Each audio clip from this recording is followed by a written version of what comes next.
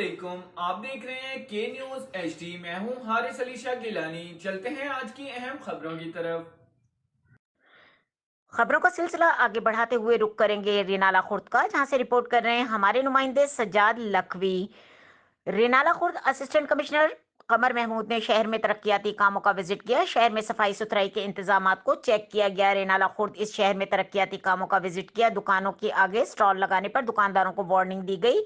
اگر 2 دن کے اندر کسی نے روڈ پر اشیاء رکھی تو ان کے خلاف سخت اقدامات کیے جائیں گے۔ شہر میں صفائی ستھرائی کے انتظامات کو بھی چیک کیا گیا اور پرائس کنٹرول کے حوالے سے چینی اسٹاک کرنے والوں کو 10,000 روپے تک کے جرمانے عائد کیے گئے۔ اسسٹنٹ کمشنر کے ہمراہ سی ای او بلدیہ فیاض حلیم ہاشمی اور صدر انجمن تاجران بھی موجود تھے۔ مزید خبروں اور اپڈیٹس کے لیے ہمارے ساتھ رہیے گا۔ تب تک کے لیے اپنا خیال رکھیے گا۔ اللہ حافظ۔